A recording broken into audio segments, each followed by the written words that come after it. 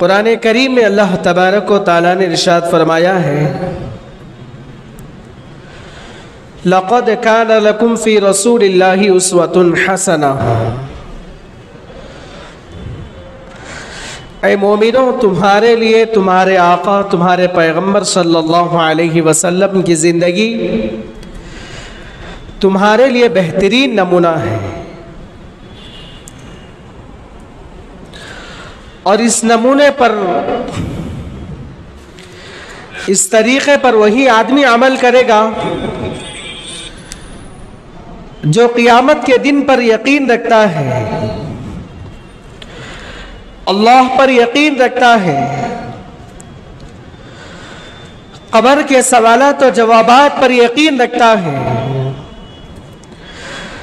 مرنے کے بعد دوبارہ اٹھائے جانے پر یقین رکھتا ہے، وہ آدمی پیغمبر صلی اللہ علیہ وسلم کی زندگی اپنی زندگی میں لائے گا۔ اللہ کے رسول صلی اللہ علیہ وسلم کا زندگی گزارنے کا کیا طریقہ تھا؟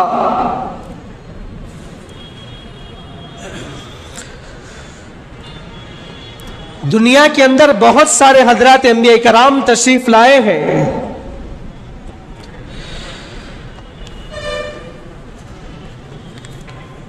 دنیا کے اندر جتنے بھی انبیاء کرام تشریف لائے ہیں،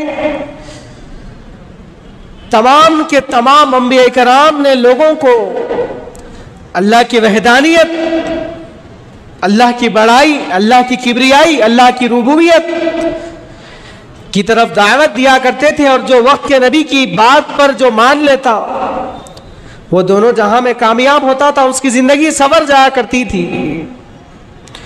اسی طرح میرے اور آپ کے آقا حضرت جناب محمد الرسول اللہ صلی اللہ علیہ وسلم دنیا کے اندر تشریف لائے، آپ کی سیرت کا ایک ایک پہلو، آپ کی ہر ادا انسانیت کے لیے نمونہ ہے۔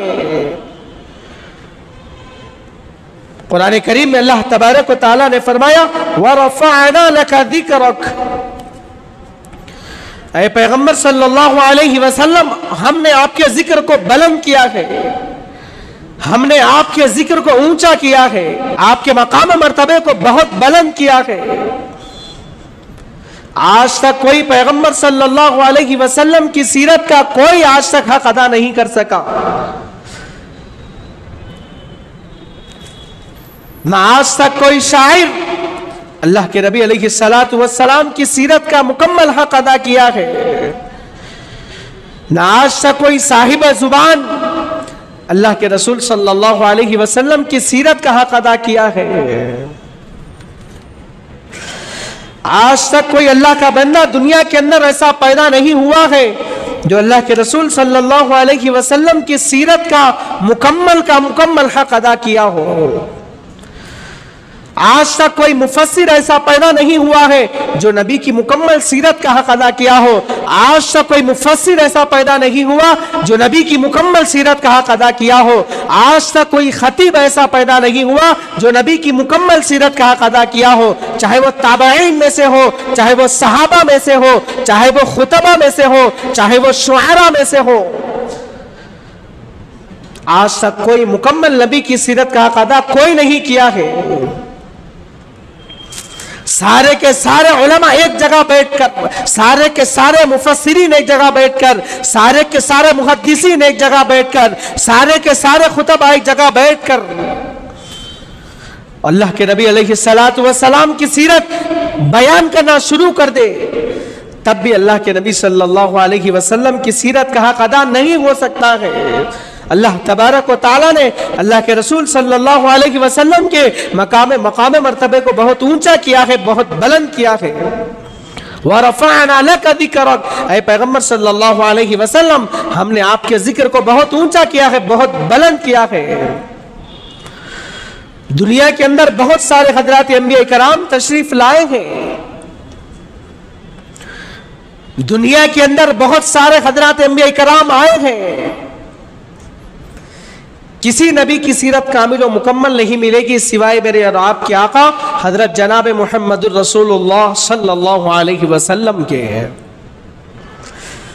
ہر نبی کے اندر 4 باتیں پائی جاتی تھی. دنیا کے اندر جتنے بھی انبیاء کرام تشریف لائے ہیں سارے کے سارے تمام کے تمام حضرات انبیاء کرام کے اندر یہ 4 باتیں پائی جاتی تھی.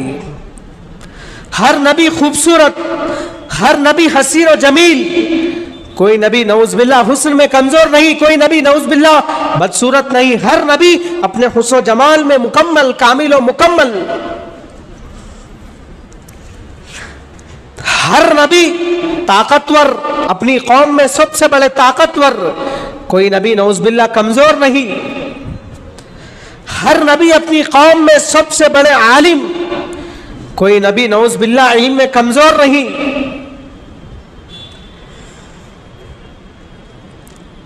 اسی طرح ہر نبی طاقتور، ہر نبی حسین و جمیل، ہر نبی عالم. دیکھنے والا نبی کو بآسانی پہچان لیتا تھا، نبی کے چہرے کو دیکھ کر پہچان لیتا تھا. نعوذ باللہ من ذالک، یہ جھوٹے کا چہرہ نہیں ہو سکتا ہے. دنیا کے اندر بہت سارے حضرات انبیاء کرام تشریف لائے ہیں، کسی نبی کی سیرت کامل و مکمل نہیں ملے گی سوائے میرے اور آپ کے آقا حضرت جناب محمد الرسول اللہ صلی اللہ علیہ وسلم کے.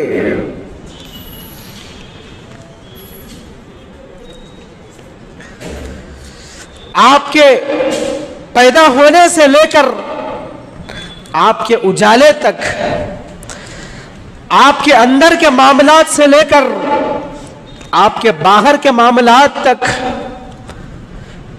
آپ کے دستر سے لے کر آپ کے بستر تک، آپ کے مسجد سے لے کر آپ کے باہر کے معاملات تک، رب کعبہ کی قسم، اللہ کے رسول صلی اللہ علیہ وسلم کی سیرت کا ایک ایک جزو، رب کعبہ کی قسم، نبی کی ایک ایک سیرت کا پہلو موجود ہے. اللہ کے رسول صلی اللہ علیہ وسلم کھانا کیسے کھایا کرتے تھے؟ اللہ کے رسول صلی اللہ علیہ وسلم پانی کس طرح پیا کرتے تھے؟ اللہ کے رسول صلی اللہ علیہ وسلم کیسے سویا کرتے تھے؟ اللہ کے رسول صلی اللہ علیہ وسلم نیند سے کیسے بیدار ہوا کرتے تھے؟ اللہ کے رسول صلی اللہ علیہ وسلم گھر والوں کے ساتھ کس طرح رہا کرتے تھے؟ اللہ کے رسول صلی اللہ علیہ وسلم کیسا لباس پہنتے تھے؟ اللہ کے رسول صلی اللہ علیہ وسلم کیسی جوتیاں پہنتے تھے؟ اللہ کے رسول صلی اللہ علیہ وسلم کیسے چلتے تھے؟ اللہ کے رسول صلی اللہ علیہ وسلم کیسا لباس پہنتے تھے؟ آپ کا لباس کس طرح ہوا کرتا تھا؟ اللہ کے رسول صلی اللہ علیہ وسلم کی تمام سیرت موجود ہے. آپ کا چہرہ مبارک کیسا تھا؟ آپ کا پیٹ کیسا تھا؟ آپ کی پیٹھ کیسی تھی؟ آپ کی ناک کیسی تھی؟ آپ کا سر مبارک کیسا تھا؟ آپ کے بال مبارک کیسے تھے؟ آپ کے گال مبارک کیسے تھے؟ اور آپ کے ہاتھ پیر کیسے تھے؟ آپ کے ہاتھ کیسے تھے؟ آپ کے پیر کیسے تھے؟ آپ کے ہاتھوں کی انگلیاں کیسی تھی؟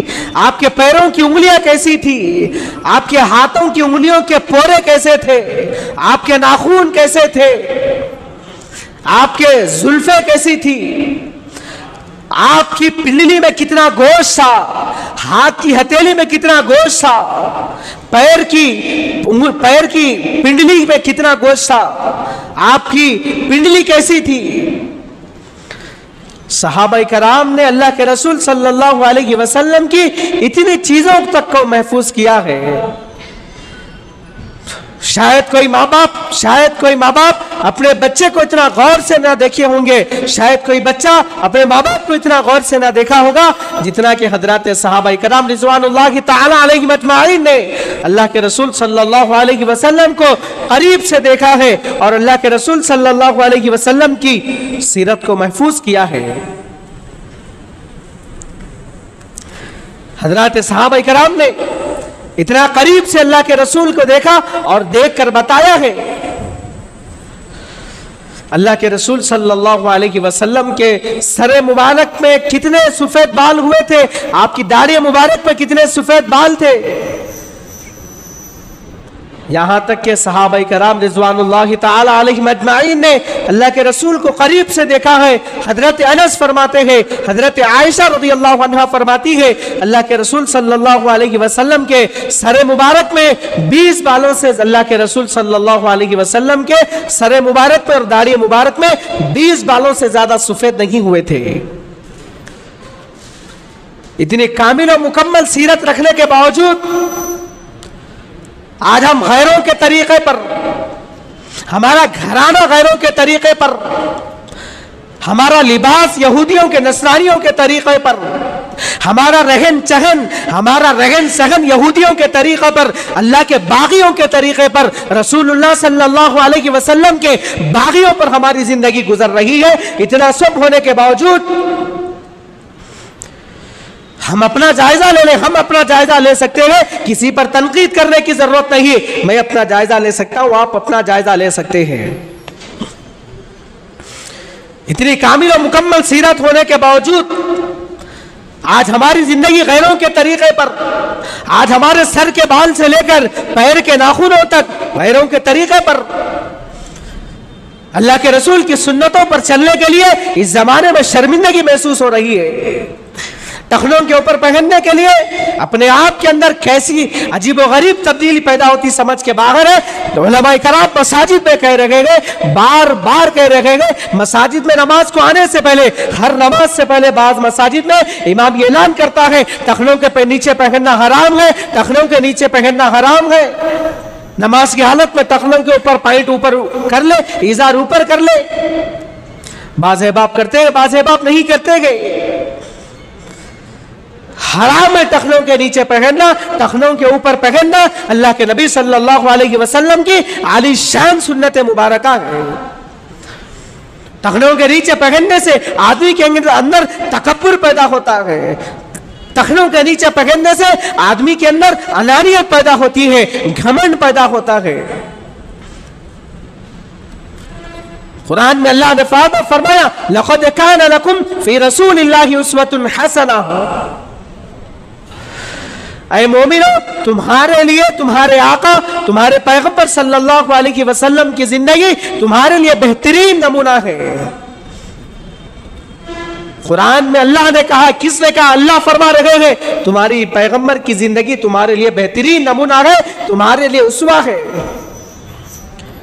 ایسا کامل و مکمل دین ہم لوگوں کے پاس موجود ہے۔ اللہ کے رسول صلی اللہ علیہ وسلم نے حدیث مبارکہ میں فرمایا لا یؤمن احدکم، موزن صاحب کہاں پر ہے؟ تھوڑی آواز کم کریے۔ اللہ کے رسول صلی اللہ علیہ وسلم نے فرمایا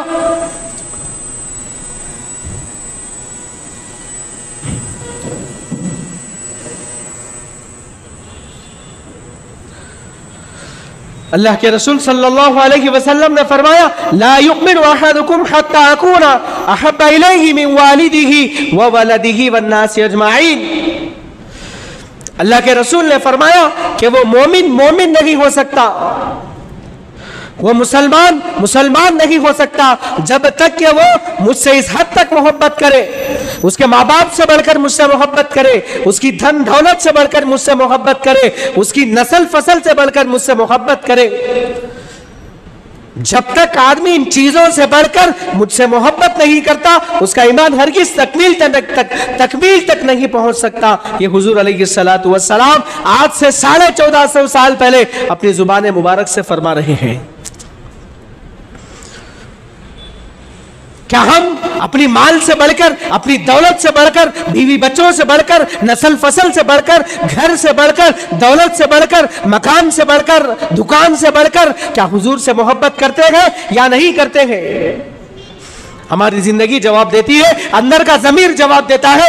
ضمیر سے پوچھ لینا، اپنے اندر کے ضمیر سے پوچھ لینا، کیا ان چیزوں سے بڑھ کر تو مجھ سے نبی سے محبت کرتا ہے یا نہیں محبت کرتا ہے؟ اپنا ضمیر خود جواب دے دے گا۔ اگر نبی سے محبت ہے، اگر نبی سے عشق ہے، اگر نبی سے پیار ہے، اگر نبی سے الفت ہے تو ہم سچے پکے مومن ہیں۔ اگر نبی سے عشق نہیں ہے، اگر نبی سے ہمارا گہرا تعلق نہیں ہے، نبی سے الفت نہیں ہے تو ہمارا ایمان کمزور ہے، ایمان کے دریا میں ہم کمزور ہیں۔ حدیث مبارک اللہ کے نبی نے صحابہ کے دوران فرمایا ہے، لا يؤمن احدكم حتى اكون احب اليه من والده وولده والناس اجمعين۔ وہ مومن نہیں ہو سکتا، وہ مسلمان نہیں ہو سکتا جب تک کہ وہ مجھ سے ان چیزوں سے بڑھ کر محبت کرے، اپنے ماں باپ سے بڑھ کر مجھ سے محبت کرے، اس کی نسل فصل سے بڑھ کر مجھ سے محبت کرے، تخت و تاج سے بڑھ کر مجھ سے محبت کرے۔ جب آدمی ان تمام چیزوں سے بڑھ کر مجھ سے محبت کرے گا تو اس کا ایمان کامل تک پہنچ سکتا ہے۔ حضور علیہ الصلوۃ والسلام کی ہم لوگ سیرت سننے کے خواہش مند ہوتے ہیں، حضور کی سیرت سننے کی اندر سے خواہش پیدا ہوتی ہے، لیکن حضور کی سیرت پر عمل کرنے کی ہم لوگوں کے اندر کبھی خواہش پیدا نہیں ہوتی، نہ کبھی ہمارے اندر کا ضمیر یہ جواب دیتا ہے کہ حضور کی سنت پر میں عمل کروں۔ اللہ کے رسول صلی اللہ علیہ وسلم کی زندگی بتلائے ہوئے طور طریقوں پر ہم لوگوں کو زندگی گزارنا چاہیے۔ حضرت ام معبد رضی اللہ عنہ مدینہ منورہ کے قریب کے گاؤں کی ایک صحابیہ ہے۔ حضرت ام معبد رضی اللہ عنہ حضرت ابو بکر صدیق رضی اللہ عنہ کی خالہ زاد بہن بھی تھی۔ حضور علیہ الصلوۃ والسلام جب مکہ المکرمہ سے مدینہ منورہ کی جانب ہجرت فرما کر آتے ہیں تو حضرت ام معبد رضی اللہ عنہ کے مکان میں حضرت ام معبد رضی اللہ عنہ کے گھر کے اندر کچھ دیر کے لیے آرام فرماتے ہیں۔ اس مختصر سے وقت میں حضرت ام معبد رضی اللہ عنہ اللہ کے رسول صلی اللہ علیہ وسلم کو جتنا قریب سے دیکھا ہے وہ حدیث بھی حدیث کی کتابوں کے اندر موجود ہے۔ ہم پوری زندگی ہر کسی کو دیکھتے ہیں مگر کسی کی صورت کو محفوظ نہیں کر سکتے، کسی کی شکل و صورت کو محفوظ نہیں کرتے۔ صحابہ کرام رضوان اللہ تعالی علیہم اجمعین اللہ کے رسول صلی اللہ علیہ وسلم کو دیکھتے تو تصویر آنکھوں میں سما جاتی تھی۔ حضرت ابو بکر صدیق رضی اللہ عنہ سے حضور علیہ الصلوۃ والسلام نے ایک مرتبہ حضرت ابو بکر صدیق رضی اللہ عنہ سے پوچھا، اے ابو بکر کیا تمہاری کوئی خواہش بھی ہے؟ کیا دنیا کے اندر تمہاری کوئی خواہش ہے؟ ذرا بیان تو کرو۔ حضرت ابو بکر صدیق رضی اللہ عنہ نے کہا، یا رسول اللہ صلی اللہ علیہ وسلم میری 3 خواہشات ہیں، اس میں سے ایک خواہش یہ ہے، اس میں سے پہلی خواہش یہ ہے کہ میں آپ کو دیکھتا رہوں۔ یہ سن کر حضور علیہ الصلوۃ والسلام نے جواب میں فرمایا، اے ابو بکر تمہاری یہ خواہش مجھے نہیں بلکہ خدا کو اللہ کو بھی پسند آ گئی ہے۔ اللہ تبارک و تعالیٰ نے ایک مرتبہ حضرت جبرائیل علیہ السلام سے پوچھا، اے جبرائیل کیا تمہارے دل کے اندر بھی کوئی خواہش ہے؟ کیونکہ جبرائیل علیہ السلام ملائکہ کے سردار ہے۔ حضرت جبرائیل علیہ السلام فرشتوں کے سردار ہیں، ملائکہ کے سردار ہیں۔ حضرت جبرائیل علیہ السلام فرشتے ہیں، فرشتوں کے دلوں کے اندر چاہت نہیں ہوتی، ان لوگوں کے دلوں میں خواہشات نہیں ہوتی۔ اللہ تبارک و تعالیٰ نے فرشتوں کے دلوں کے اندر خواہشات کو نہیں رکھا۔ فرشتوں کے اندر نہ بیوی بچوں کی خواہش ہوتی ہے، نہ کھانے پینے کی خواہش ہوتی ہے، نہ نکاح کرنے کی خواہش ہوتی ہے، خواہشات سے پاک ہوتے ہیں۔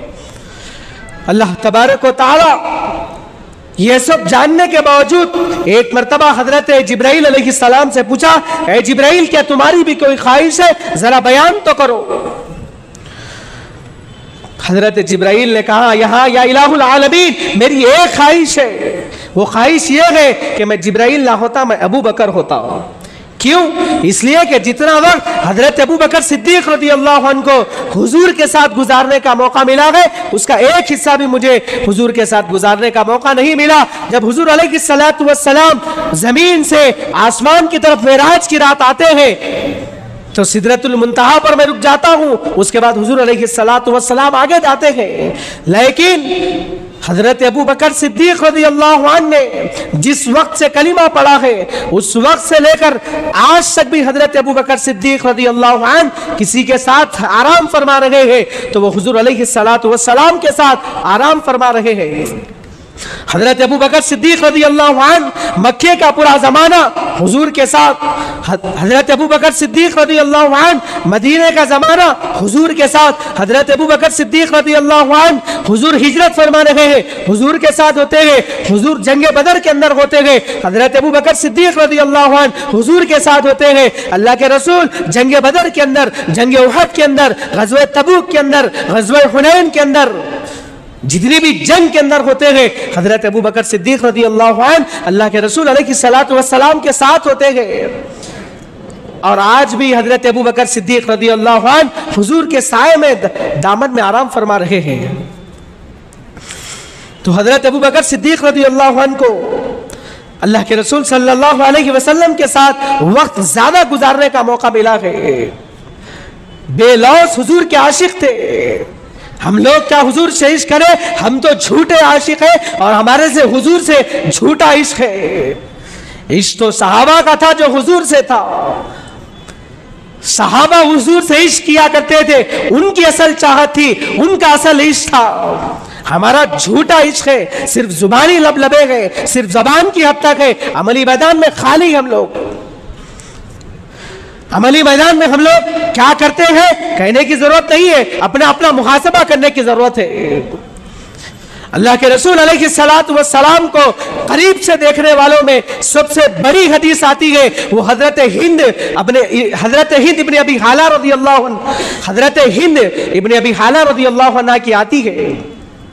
حضرت ہند ابن حالہ اللہ کے رسول صلی اللہ علیہ وسلم کے اعضاء کا ذکر کرتے ہوئے فرماتے ہیں کان رسول اللہ صلی اللہ علیہ وسلم فخما مفخما یتلألأ وجهه تلألؤ الخمر لیلۃ البدر۔ اللہ کے رسول صلی اللہ علیہ وسلم کا چہرہ 14ویں چاند کی طرح چمکتا تھا۔ اللہ کے رسول صلی اللہ علیہ وسلم اپنے لیے بھی خوبصورت تھے اور دیکھنے والوں کے لیے بھی خوبصورت تھے۔ یتلألأ وجهه تلألؤ الخمر لیلۃ البدر۔ اللہ کے رسول صلی اللہ علیہ وسلم کا چہرے مبارک 14ویں چاند کی طرح چمکتا تھا۔ 14ویں چاند سے تشبیہ دینا ہم کو سمجھانے کے لیے کہا گیا ہے، ورنہ چاند کہا، اللہ کے رسول کہا، کسی شاعر نے کہا، چاند سے تشبیہ دینا یہ بھی کوئی انصاف ہے؟ چاند پر چھائیاں ہے، حضرت کا چہرہ صاف ہے۔ چاند کو کبھی غور سے دیکھو، چاند کے اندر بھی ایسی ویسی لکیریں نظر آتی ہے، ایسے داغ، ایسے دھبے بھی آقا صلی اللہ علیہ وسلم کے چہرے انور پر نہیں تھے۔ کبھی صحابہ اللہ کے رسول صلی اللہ علیہ وسلم کا قد مبارک بیان کرتے ہوئے فرماتے ہیں اللہ کے رسول صلی اللہ علیہ وسلم نہ بالکل اونچے تھے نہ بالکل پس سقط تھے، بلکہ درمیان میں تھے۔ صحابہ اللہ کے رسول صلی اللہ علیہ وسلم کی زلفوں کی منظر کشی کرتے ہوئے فرماتے ہیں اللہ کے رسول صلی اللہ علیہ وسلم کے بال مبارک نہ بالکل گھنگریالے تھے نہ بالکل سیدھے تھے، بلکہ ہلکی سی پیچیدگی لیے ہوئے تھے، جس طرح سمندر کا پانی ٹھہرا ہوا ہو اور جب دور سے ہلکی ہلکی موجیں آنے لگتی ہے تو اس وقت کتنا خوبصورت منظر رکھتا ہے، اس سے کہیں زیادہ آقا صلی اللہ علیہ وسلم کے بال مبارک خوبصورت تھے۔ کبھی صحابہ اللہ کے نبی صلی اللہ علیہ وسلم کے ان ابروغ مبارک کی منظر کشی کرتے ہوئے کہتے ہیں اللہ کے رسول صلی اللہ علیہ وسلم کے یہ ابروغ مبارک نہایت ہی باریک اور خوبصورت تھے، اور ان دونوں ابروغوں کے درمیان میں ایک رگ تھی جو غصے کے وقت ابھر جایا کرتی تھی، جو غصے کے وقت بھڑبھڑانے لگتی تھی، پھڑپھڑانے لگتی تھی۔ کبھی صحابہ اللہ کے نبی صلی اللہ علیہ وسلم کے چلنے کے انداز کو بیان کرتے ہوئے کہتے گئے اذ التفت جميعا اذا مشان سبب، جب اللہ کے رسول صلی اللہ علیہ وسلم چلتے تو اکڑ کر نہیں چلتے تھے، تواضع انکساری کے ساتھ چلتے تھے، ایسا محسوس ہوتا تھا جیسے کوئی آدمی اوپر سے نیچے کی جانب آ رہا ہو۔ کبھی صحابہ اللہ کے نبی کے متوجہ ہونے کے انداز کو، دیکھنے کے انداز کو بیان کرتے ہوئے فرماتے گئے اللہ کے رسول صلی اللہ علیہ وسلم آنکھ بھر کر کسی کو نہیں دیکھتے تھے، آپ اکثر شرم کے مارے کناکھیوں سے دیکھا کرتے تھے۔ صحابہ اللہ کے نبی کے ملاقات کے انداز کو بیان کرتے ہوئے کہتے گئے جب آپ کسی سے ملاقات کرتے تھے تو چہرہ پھیر کر ملاقات نہیں کیا کرتے تھے، پوری طرح متوجہ ہو کر ملاقات کیا کرتے تھے، اور جس کسی سے ملاقات کیا کرتے تھے ان کو پہلے سلام کیا کرتے تھے۔ صحابہ اللہ کے نبی صلی اللہ علیہ وسلم کے پیٹ مبارک کی منظر کشی کرتے ہوئے کہتے گئے سوا البطن والسطر، اللہ کے رسول صلی اللہ علیہ وسلم کا پیٹ مبارک نکلا ہوا نہیں تھا بلکہ پیٹ اور سینہ بالکل برابر تھا۔ اللہ کے نبی صلی اللہ علیہ وسلم کی کتنی سواریاں تھی، ان سواریوں کے کیا کیا نام تھے، اللہ کے نبی صلی اللہ علیہ وسلم کی کتنی تلواریں تھی، ان تلواروں کے کیا کیا نام ہے، صحابہ کرام نے یہاں تک محفوظ کیا ہے۔ اور اللہ کے رسول کے دانت کے اندر کتنی سوراخ کے اندر، اللہ کے رسول کے دانتوں کے اندر کتنا سوراخ تھا دندان مبارک کے اندر، اس کو تک محفوظ کیا۔ آپ کے سر کے اندر، داڑھی کے اندر کتنے سفید بال تھے وہ گن کر بھی بتایا، میں نے ابھی آپ کے سامنے بتایا کہ اللہ کے رسول صلی اللہ علیہ وسلم کے داڑھی مبارک میں اور سر کے بالوں میں 20 بالوں سے زیادہ سفید نہیں ہوئے تھے۔ حضرت عائشہ، حضرت انس کی روایت ہے۔ اتنی کامل و مکمل سیرت رکھنے کے باوجود ہم لوگ عمل کرنے کے لیے تیار نہیں گئے، عملی زندگی میں ہم لوگ خالی گئے۔ بھائیو، اللہ کے رسول صلی اللہ علیہ وسلم کی زندگی پر زندگی گزارنا چاہیے، اللہ کے رسول کی زندگی اپنی زندگی میں لانا چاہیے۔ صرف اللہ کے نبی کی نہ سیرت مقدسہ محفوظ ہے بلکہ اللہ کے نبی صلی اللہ علیہ وسلم کی سیرت مبارکہ پر جن لوگوں نے قلم اٹھایا تھا، جن لوگوں نے اللہ کے رسول صلی اللہ علیہ وسلم کی سیرت طیبہ پر قلم اٹھایا تھا، ان 5 لاکھ انسانوں کی سیرت اور کیریکٹر کو محفوظ کر دیا گیا محض اس وجہ سے کہ انہوں نے اللہ کے نبی صلی اللہ علیہ وسلم کی سیرت مقدسہ پر قلم اٹھایا ہے۔ حضرت عطا اللہ شاہ بخاری رحمت اللہ علیہ ہندوستان کے بہت بڑے مقرر گزرے ہیں۔ حضرت عطا اللہ شاہ بخاری رحمت اللہ علیہ جیسا مقرر آج تک کوئی نہیں گزرا۔ خاندان نبوت سے تعلق تھا آپ کا، حضور کی نسبت سے آپ کی تعلق، حضور کے خاندان سے آپ کی نسبت تھی۔ حضرت عطا اللہ شاہ بخاری رحمت اللہ علیہ کی تقریر کا یہ عالم تھا، عشاء کے بعد تقریر شروع کرتے تو فجر تک تقریر جاری ہوتی، اور کوئی مجمع میں سے چون چرا کیے بغیر اٹھ کر نہیں جایا کرتا تھا۔ حضرت عطا اللہ شاہ بخاری رحمت اللہ علیہ جب کسی جگہ پر تقریر کرنے کے لیے جاتے تو لوگوں سے پوچھا کرتے تھے، لوگوں بتاؤ تو صحیح اللہ تبارک و تعالیٰ نے قرآن کریم کو کتنے سال کے اندر حضور علیہ السلام پر نازل فرمایا ہے؟ تو لوگ جواب دیا کرتے تھے اتنے سال میں نازل ہوا۔ تو حضرت عطا اللہ شاہ بخاری رحمت اللہ علیہ فرمایا کرتے تھے وہ اللہ نبی کی شان اتنے سال بیان کرے اور ایک رات میں عطا اللہ شاہ بخاری نبی کی سیرت کا حق کیسے ادا کر سکتا ہے؟ نبی کی سیرت ایک رات کے اندر کیسے بیان کر سکتا ہے؟ اللہ کے رسول صلی اللہ علیہ وسلم کی سیرت کا حق آج تک کوئی ادا نہیں کر سکا، چاہے بڑا سے بڑا خطیب ہو، چاہے بڑے سے بڑا مفسر ہو، چاہے بڑے سے بڑا محدث ہو، چاہے بڑے سے بڑا قطب ہو، چاہے بڑے سے بڑا ابدال ہو۔ اللہ کے رسول صلی اللہ علیہ وسلم کی سیرت کا مکمل حق آج تک کوئی ادا نہیں کر سکا ہے۔ اللہ تبارک و تعالیٰ نے اپنے جناب محمد رسول اللہ صلی اللہ علیہ وسلم کو مخاطب کرتے ہوئے یوں کہا تھا، اے پیغمبر صلی اللہ علیہ وسلم قسم ہے مجھے اپنے ربوبیت کی، اے محمد صلی اللہ علیہ وسلم قسم ہے مجھے اپنے خالقیت کی، میرے پیغمبر اگر آپ نہ آتے تو میں آسمانوں کو نہیں بناتا، میرے پیغمبر اگر آپ نہ آتے تو میں کائنات کو وجود نہ دیتا، میرے پیغمبر اگر آپ نہ آتے تو میں زمینوں کو نہیں بناتا، میرے پیغمبر اگر آپ نہ آتے تو میں آسمانوں کو نہیں بناتا، میرے پیغمبر اگر آپ نہ آتے تو میں زمین کو وسعت نہ دیتا، میرے پیغمبر اگر آپ نہ آتے تو میں آسمان کو بلندی نہ دیتا، میرے پیغمبر اگر آپ دنیا کے اندر نہ آتے تو میں دیگر چیزوں کو پیدا نہ کرتا، میرے پیغمبر اگر آپ نہ آتے تو میں بلبل کو چہک نہ دیتا، میرے پیغمبر اگر دنیا کے اندر آپ نہ آتے تو میں سبزے کو لہک نہ دیتا، میرے پیغمبر اگر آپ نہ آتے تو میں کائنات کو وجود نہ دیتا، میرے پیغمبر اگر آپ نہ آتے تو میں چاند کو چمک نہ دیتا، میرے پیغمبر اگر آپ نہ آتے تو میں سورج کو دمک نہ دیتا، میرے پیغمبر اگر آپ نہ آتے تو میں ستاروں کو جگمگاہٹ نہ دیتا، میرے پیغمبر اگر آپ نہ آتے تو میں انسانوں کو وجود نہ دیتا، میرے پیغمبر اگر آپ نہ آتے تو حضرت آدم علیہ السلام سے لے کر حضرت عیسیٰ علیہ السلام تک میں نے کسی نبی کو نبوت اور رسالت سے سرفراز نہیں فرماتا۔ میں نے کائنات بنائی اس لیے ہے، بنا کے سجائی اس لیے ہے کہ محمد صلی اللہ علیہ وسلم آپ کے رحمت والے قدم اس دنیا میں آنے تھے۔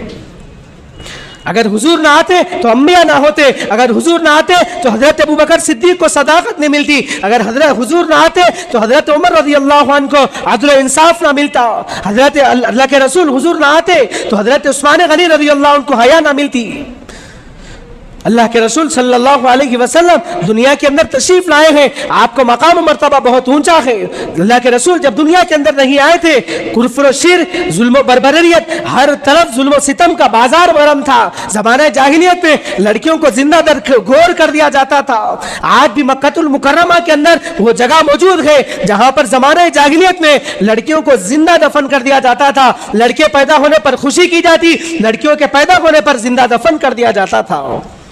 اللہ کے رسول دنیا کے اندر آئے، آ کر جہالت کو مٹایا، نسلوں سے جہالت کو مٹایا۔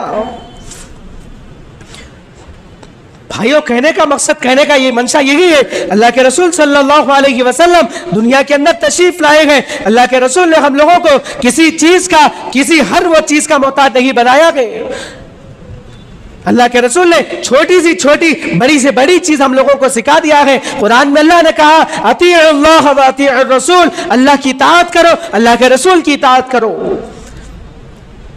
لیکن ہم لوگ اللہ کے رسول کی سیرت پر عمل کرنے کے لیے شرمندگی محسوس کرتے ہیں۔ زمانہ حقارت کی نظر سے دیکھتا ہے، زمانہ حقیر سمجھتا ہے۔ اگر کوئی داڑھی چھوڑ لے تو دوستوں میں، دوست و احباب میں گھر والے پہلے مخالف ہوتے ہیں، بعد میں باہر والے مخالف ہوتے ہیں۔ باپ یہ کہتا ہے اگر نبی کی سنت حضور کی اگر داڑھی چھوڑا تو گھر میں نہ، ماں یہ کہتی ہے اگر تو داڑھی چھوڑا تو پراپرٹی میں حصہ نہ ملے گا۔ یہ کہہ کر داڑیاں کٹاتے اولاد سے ایسے واقعات بھی میرے پاس موجود ہے۔ اللہ کے رسول علیہ الصلوۃ والسلام کی سیرت ہم لوگ گھر میں نہ پڑھتے گئے، نہ سناتے گئے۔ گھر کے اندر یہ مزاج بنایا جائے، احادیث کی کتابیں پڑھے، اللہ کے رسول کی سیرت پڑھے۔ اسی لیے گھروں کے اندر سے دین نکلتا چلا جا رہا ہے۔ نہ لڑکوں کے اندر دین ہے، نہ لڑکیوں کے اندر دین ہے، ماں باپ کے اندر دین ہے، نہ اولاد کے اندر دین ہے۔ گھروں کے اندر کتابیں پڑھائے، اللہ کے رسول کی حیا لڑکیوں کو پڑھائے۔ حیا کے میدان میں لڑکیاں کہاں تک پہنچ چکی ہے؟ لڑکوں کی حیا کا کیا حال ہے؟ ماں باپ کی حیا کا کیا حال ہے؟ اللہ کے رسول کی حیا کا کیا حال تھا؟ اللہ کے رسول کی صلی اللہ علیہ وسلم کے طور طریقے ہم لوگوں کو اپنی زندگی میں لانا چاہیے۔ کوئی ایک وقت متعین کر کے گھروں کے اندر حضور علیہ الصلوۃ والسلام کی سیرت پڑھنا چاہیے۔ اللہ تبارک و تعالیٰ سے دعا ہے کہ اللہ تبارک و تعالیٰ مجھے اور آپ کو کہی ہوئی سنی ہوئی باتوں پر عمل کرنے کی توفیق عطا فرمائے، اور حضور علیہ الصلوۃ والسلام کی سنتوں پر دل و جان سے عمل کرنے والا بنائے۔ آمین ثم آمین، وآخر دعوانا الحمد للہ رب العالمین۔